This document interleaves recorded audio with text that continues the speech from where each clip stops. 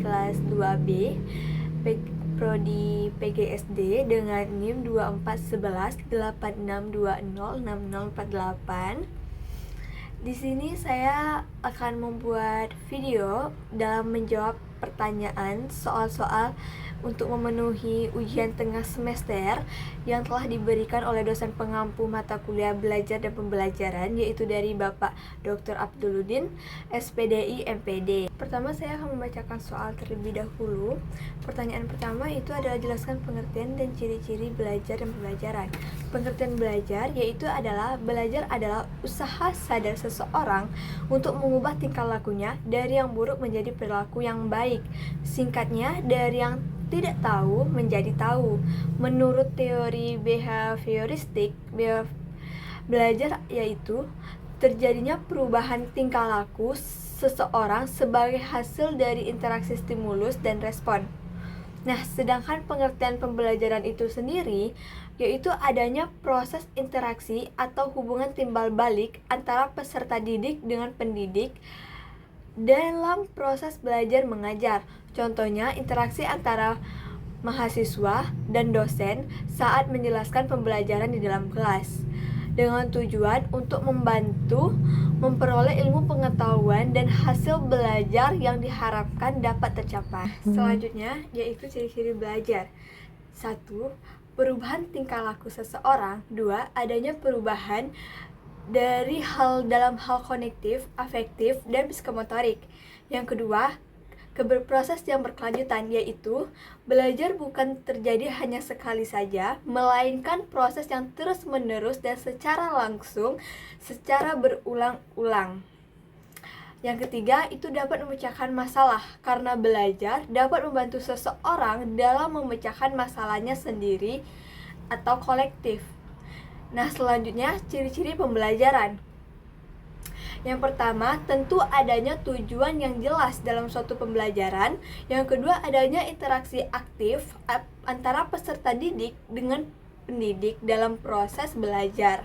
Yang ketiga, adanya bahan ajar berupa modul, jurnal, buku, dan lain-lain sebagainya. Yang keempat, adanya sarana dan prasarana tentunya. Yang kelima, tentunya adanya rencana yang terstruktur dan bersifat kontekstual.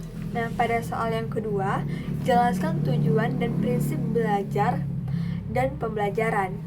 Nah, pada tujuan belajar, yaitu yang pertama menambah pengetahuan, karena belajar bertujuan untuk memperoleh informasi baru dan memperluas wawasan dalam berbagai bidang ilmu. Nah, yang kedua, tentunya membangun kemampuan berpikir, karena belajar tentunya membantu meningkatkan kemampuan berpikir kritis, analitis, dan kreatif. Yang ketiga, tentunya memperbaiki tingkah laku lagi, yaitu membantu memperbaiki tingkah laku dan kebiasaan yang negatif, serta mengembangkan kebiasaan yang lebih baik. Yang kedua, tujuan pembelajaran, yaitu tujuan kognitif, yaitu mencapai pemahaman atau penguasaan materi serta mengembangkan kompetensi yang ada di dalam diri seseorang. Tujuan sikap, yaitu adanya perubahan sikap yang dimiliki seseorang. Contohnya seperti meningkatnya minat belajar. Nah, yang terakhir itu ada hasil belajar yang diharapkan tercapai. Nah, kemudian prinsip belajar dan pembelajaran. Yang pertama itu ada prinsip belajar. Prinsip belajar itu terdapat pada keaktifan, perhatian dan motivasi yang kuat, serta lingkungan belajar yang mendukung, lalu keterlibatan langsung. Prinsip pembelajaran yaitu landasan berpikir, memotivasi peserta didik, adanya interaktif antara tenaga pendidik dengan peserta didik, serta berorientasi pada tujuan. Nah, soal yang ketiga, jelaskan pengertian, perbedaan, implementasi, dan referensi. Yang pertama itu ada pengertian teori behavioristik, adalah teori belajar yang menekankan pada perubahan tingkah laku yang dapat diamati secara langsung dan diukur sebagai hasil dari stimulus dan respon. Yang kedua itu ada teori konstruktif konstruktivistik, yaitu adalah teori belajar yang bagaimana siswa secara aktif membangun pengetahuan melalui pengalaman dan interaksi. Jadi, belajar lebih menekankan pada proses daripada hasilnya.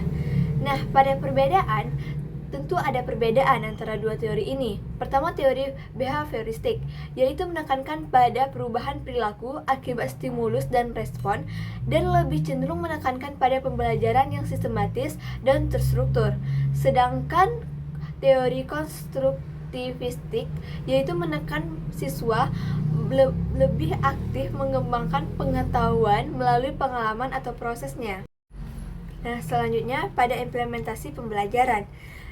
Pada teori behavioristik ini dapat menggunakan metode pembelajaran langsung pada penggunaan hukuman atau punishment, yaitu sebagai kontrol terhadap perilaku yang tidak diinginkan. Contohnya seperti teguran atau pengurangan nilai atau poin jika siswa tersebut melanggar peraturan sekolah.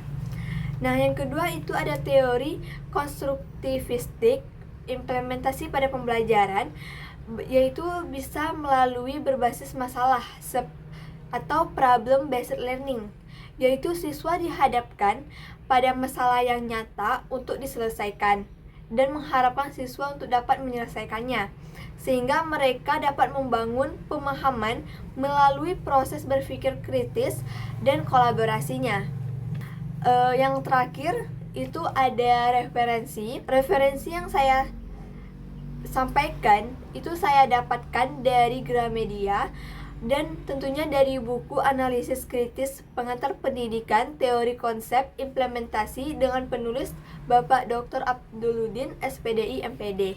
Sekian dari jawaban ujian tengah semester saya melalui video. Apabila ada salah kata dalam penyampaian materi jawaban, saya mohon maaf. Saya akhiri dengan wassalamualaikum warahmatullahi wabarakatuh.